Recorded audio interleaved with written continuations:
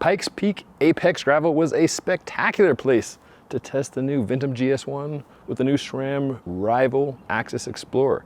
With more than 11,000 feet of climbing at elevation over 135 miles, it was a challenging and beautiful course.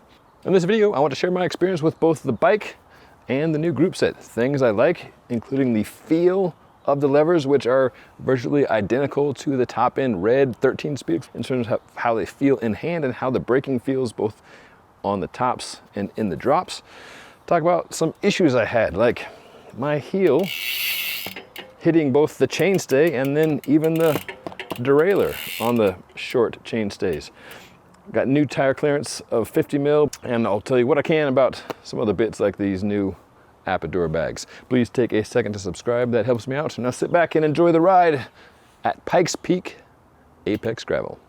How chill is Apex? So chill that there's a baby bear chilling here at the start. Even Dave Toll is chill, and Dave Toll is never chill.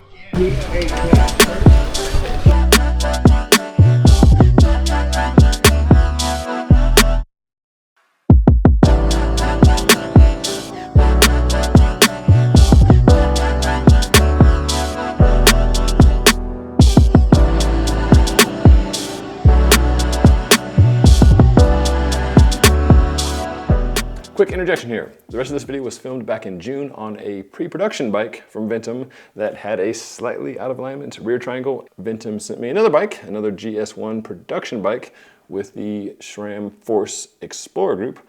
There, still experienced the same issues. Occasional heel strike on the chainstay when pedaling, and the bottom of the shoe touching the derailleur when coasting with the cranks flat and my right foot back when the chain is in the 5 smallest cogs. The chainstay strikes are not that big of a deal, and I and others have certainly got that on other bikes like the Mondraker Arid or the new Cervelo Aspero 5, for instance. The derailleur contact, though, is more concerning. The GS1's chainstays are relatively short at 420, but still within SRAM specified parameters of a 415 minimum chainstay length. I asked SRAM about this and they said, hey, we test with a size 14 Enduro shoe, and when pedaling with that big mountain bike shoe, there's no contact with the derailleur. Okay, fine. My heel doesn't hit the derailleur either when pedaling because of the natural pedal stroke when your heel comes up. But on rough descents, I often coast with my cranks horizontal, and in this configuration, my size 45 shoe can hit the derailleur when the chain is in the 5 smallest cogs. And I can't be the only one. I put this out there as a humble request for SRAM to reconsider its minimum chain length spec of 415 millimeters. Just want to clarify all that before we dive back into the original video, which was filmed back in June after the Apex in Colorado Springs. Since then, I've been riding the Force GS1 bike quite a bit. I'm actually taking that to Gravel Worlds in Nebraska here this weekend, so you can watch for a video on that bike and that group and some head Stillwater wheels I have on that. Now back to the original review of the Ventume GS1 with the SRAM Rival XPLR AXS. Let's start with the group. Rival XPLR AXS is 13 speed. It's basically a cheaper, heavier version of the red XPLR AXS that came out last year. I'll put links to my video on that down below. I'll also put a link to the video where we go into detail with both Rival and Force 13 speed Explorer. But just want to give you my riding experience with this one. Starting up top, I love how these levers feel. There's plenty of room for all 4 fingers or 3 and 1 finger in front. The texture, it seems to hit a sweet spot of having enough grip that riding without gloves, even in the rain or with sweaty hands, feels secure, but isn't, like overly shaped. Some people find the GRX hoods a little bit too ridged, but I like how these things feel in hand, and that's a big part of groups, right? There's functionality, how it brakes and how it shifts, but most of us spend all of our time with our hands on the hood, so how it feels in hand matters. At Unbound Gravel, I rode the new TRP classified Vistar group and noticed that the hood covers there were a bit slick on the bottom. Not a big deal, but you don't want to feel like your fingers are going to slide off when you're riding a bike. So compared to that, love how these things feel. But mostly it's just the the overall shape fits my hands very nicely. The GRX are a bit thicker. The Shimano GRX Di2 are a bit thicker both here and then this space here. A few of Shimano's female athletes were running road shifters at Unbound Gravel, in part because they've got a smaller shape. Here, I love how these things feel in hand, functionality aside. When you look at functionality, also super positive. SRAM has, they started off with not making the best brakes, especially on the road side, right? With rim brakes. Coming to disc brakes adds more power, of course, and this design, starting with the Red Explorer, was a huge leap forward in terms of power and modulation, especially when riding on the tops. So the power up here is noticeably better. Often we'll see small incremental progress that engineers say it's an 8% increase or a 6% increase. Like the GS1 is like 8% stiffer head tube or something like that. I'm like, okay, I believe that, but I can't really feel that. But making a big leap forward, you can feel that. Riding in the drops, the single finger braking at Apex, where we descended 11,000 feet, and most of that was in two big descents, right? One descent like 5,000 feet down, went for a while. Just being able to use a single finger for very powerful and easy to modulate braking was a pleasure. So that, I was happy to see that performance carried over from the top end and much more expensive and slightly lighter Red XPLR AXS to this group. I've got weights here. The total group, and it depends on your chain ring and other configurations, but Rival group is roughly 2,900 grams. The Force group, which is the second tier, is 2,700 grams roughly, and the top end Red is 2,500 grams. So as you see often with trickle down groups, it's less money and a little bit more weight. There are a few functional differences. Rival does not have the thumb buttons, which I appreciate on the Force and Red groups. I use those to drive the computer, whether that's a Garmin or a Wahoo or a Hammerhead, just to toggle through the screens. I think it's good when riding gravel and you're bouncing around to keep your hands on the levers. So being able to hit those buttons to control the computer, I like. You can configure those to shift, but I feel like if I've got my hands here, I can shift easily with the shifters, but you don't get those buttons with the Rival levers. Also, you don't get the pad contact adjust, which is a small adjustment, how close the pads sit to the rotor. You can't adjust that. You do have the reach adjust here, which is, you can bring the levers closer to the bars. I'm running these wide open, and with the zip bar, I feel like there's plenty of room there, but reach adjust you still have.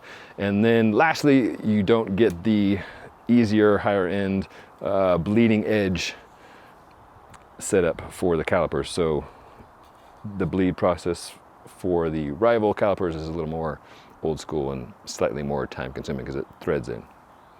At the cranks, they're metal cranks with this cool little window. You can have a power meter option. I don't have one here. The left side spindle, which SRAM introduced recently, which I found in my testing on another bike to be very good. It was within like 1 or 2 watts on average with these Favero Asiamo pedals, which I like quite a bit. You don't get the spider option like you do on the first tier Red, and the metal, of course, adds a bit of weight. But functionally, it's still very similar. As I mentioned, the ergonomics and the braking, the leverage, the power, all that are identical up here. And you just got slightly heavier configuration in the back, whether that's the cassette, or the derailleur itself. But a big chunk of the weight is just the cranks. As with the other groups, you've got a 13-speed cassette, 1046. You can have any cassette you like, as long as it's this one. And then you adjust the gearing, which is right for you, with your chain ring and critically the chain. We'll get to that. Let's talk about gearing in the context of Pikes Peak Apex Gravel, which again had 11,000 feet of climbing. We climbed up over 10,000 feet of elevation into the thin air and then descended down. One by is a tricky thing. Like, it looks good, right? And it also gives you clearance for bigger tires, but it's hard to have both enough gearing on the low end and the high end and small steps in between. When SRAM rolled out the XPLR AXS with red, I found it was the best yet for hitting all those things. And with a 1046, you know, I got a 42 on here, and I feel that to be pretty good for both climbing up steep stuff, like we were getting certainly well into the double digits of climbing gradients at Pikes Peak, and then a 4210. You can certainly spin it out on, you know, extended paved descents, but I feel like 4210 is reasonable. Like a 44 might be a little bit better, but with 13 speed, you can still have what feels to me is nice small steps in between. You can also run this group like you can any of the other XPLR AXS groups with an Eagle, the mountain bike derailleur, so you can run a 1052. So that gives you more range, of course, but then bigger jumps, and that's also a 12 speed. Long story short, I found 1046 with a 42 to be adequate for a big day of climbing and descending. Most of the descending was just coasting though, right? Which leads to some of the issues back here. Let's talk about the frame and the group and the key adjustment of the chain. So Ventume GS1 is a refinement from the bike that the brand has had for a while. They did a couple things. They got rid of the flip chip up front. You used to be able to change your fork rake. They found that no one was messing with that, so they eliminated that. They stiffened it up here and here and said they added a bit of compliance here. So the bike industry's age-old song of laterally stiff yet vertically compliant. Find that here. And it is a pretty comfy bike. I found, you know, the Physique Argo saddle, pretty tried and true option, and then the new 50 mil Goodyear XPLR Inter tires, which come with the Zip 303 XPLR S to be nice and comfy. I ran these at like 24 or 26 PSI, something like this. In addition to those, Ventume added some tire clearance. They say it takes a 50 in the rear and a 2.2 up front. The 50 though, I found to be limited. Like, yes, this is a 50 mil tire. This is the Goodyear XPLR Inter, new in 50 mil on the Zip 303 XPLR S wheels, which have a super wide 32 mil internal. But when I was building this up, I was looking at it and like, there's not a lot of room in there. So for instance, we've got a 2.5 mil, and that sticks on that side, right? The standard, depending on who you ask, like so many things in the bike industry, is at least 4 mil of clearance on either side for road bikes and 6 mil on either side for mountain bikes. So most brands will go at least 4 for gravel. And then what do we got? So on this side, there's certainly 4, maybe even 5. So it seems that the wheel is just offset a little, or the frame is a little offset, allowing too little clearance on the right side. I'll put in another wheel just to see if it's the frame and not the wheel, but the net result for this bike as came out of the box was that there was not a whole lot of clearance here, and I was worried about that rubbing, and it was certainly rubbing in the race on the few bits where we were going through a little bit of mud. When I clean this up, I'll see what sort of scarring we have in there or not. Also had clearance issues on the outside. My heel, as you can see here, was hitting the chainstay. Had a similar issue on the Mondraker Arid as the chainstay sort of kicked out towards the back. That's obviously a width thing, but some of it is a length thing. Ventume is proud that it's keeping really short 420 chainstays, which they say provides a snappier, more agile feel. But the tighter the space is, you know, the trickier it gets, right? You know, they've got the dropped stays to allow for tire clearance and ring clearance, but back here, I was not having enough heel clearance. Another disconcerting thing, in addition to hitting my heel on the stay, I was hitting the bottom of the shoe on the derailleur when the chain was down in the 10. That was not while pedaling. You know, when pedaling, there go the things. When pedaling, you know, I'll pull my foot up like that's a normal pedal stroke, right? So that was not when I was contacting the derailleur. But because there was so much descending and much of it rough, you know, when I'd be putting my weight back, that's when I noticed my foot was hitting the derailleur. That was a new thing. I had not experienced that with the red AXS. So took the bike apart and eyeballed this versus the red demo bike I have from SRAM here and found the angle of the derailleur to be different. But upon closer inspection, the chain was too short. This is a 1/16 link, and SRAM very carefully specifies how many links you should have based on your chain ring size and your chainstay length. This is a 1/16, it should be 1/18. Notable for this derailleur, there are no adjustment screws, right? Because it sits in a fixed position on the frame. That means you don't have to adjust the high or low or the B tension. So that adjustment is done with the chain, and that determines the angle of the derailleur. So now I'm gonna clean this up, take this chain off, put on a 1/18, and see if that fixes the clearance issue. Before I do that, let's talk spec and pricing. Ventume GS1 comes in everything from the top end red XPLR AXS, which is 8600, to the Force XPLR AXS 6600, Shimano GRX Di2 6800. All three of those have the integrated cockpit. Then this Rival build is $1 under $5,000, so $49.99 US for this bike. I love the look of integrated cockpits, but if they don't fit, it's a pain and it can be expensive. So just having a simple old school separate bar and stem allows you to very easily adjust the height, and if need be, put on a different stem. Ventume does allow you to specify the configurations when buying their consumer direct, so that's a positive, right?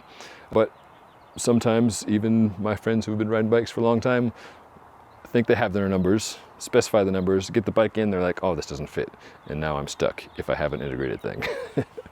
So this doesn't look as cool, but it is quite functional, and just simple things like being able to adjust the angle is just a matter of spinning a few bolts. Another thing on the wheels, Zip has two versions of this 303 Explorer, the SW, which is the top end, and the S. As with the groups, there's a weight story and a price story.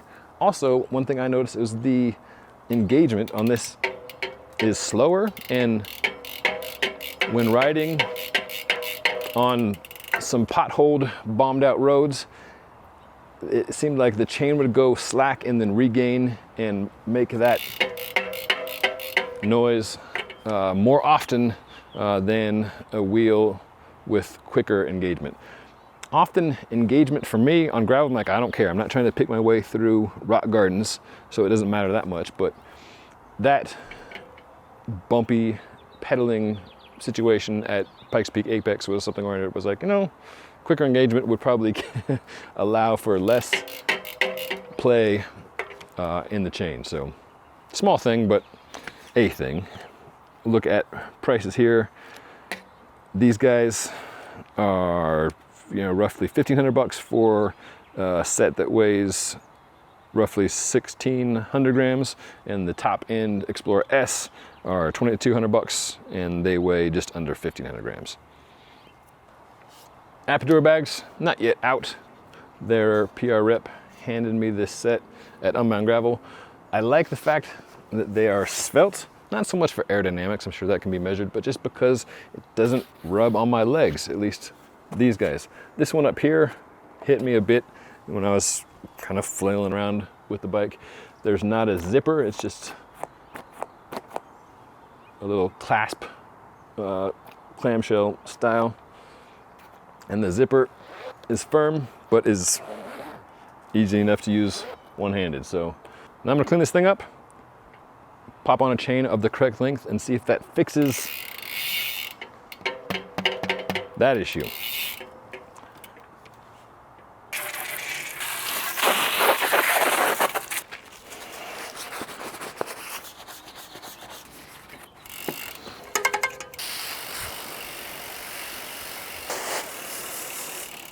Got some scratches, you can hear it. Maybe if you can't see it, you can hear it. This side we're good. And then that's still part of my Shimano shoe. Living on the chainstay. Okay, now we're cleaned up. I'm gonna put on a 116 link chain instead of this 118, see if that helps with clearance. Briefly, I just wanna show you the difference in angle of the main part of the derailleur and a random measurement. This isn't a SRAM measurement, this is a Delaney one. Just looking at the far forward piece of the derailleur to the center of the BB is like less than 34 centimeters. And that's with the 420 chainstay. So let's look at another bike I've got here. Crux has got a slightly longer chainstay, 425, so not that much longer, but with the appropriate size chain, you can see the angle is a bit steeper. And let's see what this is as far as, this is like 35 and a half or so. So and we're talking small differences, but hopefully that's enough to get my size 45 shoe clear of hitting the derailleur. Let's swap chains and see how it looks. It's always a good idea to do this in the grass, right? So when you drop a chain link, you can fill your afternoon spending time looking for said chain link. Seriously though, I do appreciate having these nice Silka wax chains because they're easy to clean and you just don't end up with greasy paws. So off with that guy, and we'll put on the 116.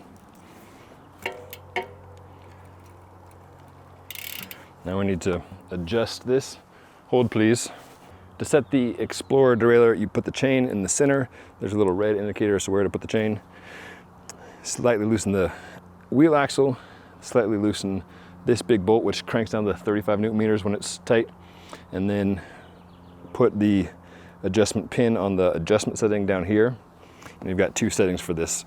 You've got the, take the wheel out setting, which is there, and then there's another one, which is there, not all the way closed, which is like that, right? Okay, so put that in, and then pull this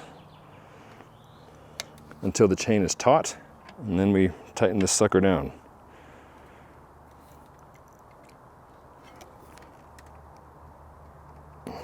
To 35, and then our wheel axle. Now let me go get my shoe for the moment of truth.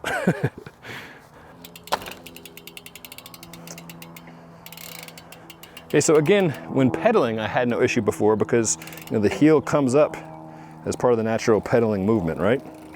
But it was just when coasting, downhill when I was putting my weight back that I would be hitting that.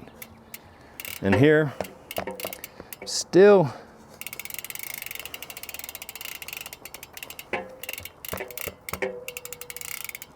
tapping it a bit. Compare that to a 425 chainstay, just half a centimeter, and I don't get that with these same size shoes with the same Q factor. So my takeaway is that just a little bit longer of a chainstay would make for a whole lot more clearance. So Ventume, this GS1 looks good, but just back that ass up.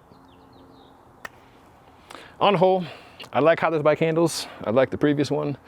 Having 50 mil clearance and 2.2 up front is a good thing. That's the way everything's going. For the SRAM Rival AXS XPLR group, I'm impressed. I like it. It's a little heavier, it's a lot cheaper, and most of the functionality, including critically the braking, is pretty darn identical to the top end red group. So that's my take on this bike and this group. Got any questions, leave them below. I'll do my best to answer them. As always, appreciate you watching. I appreciate you subscribing.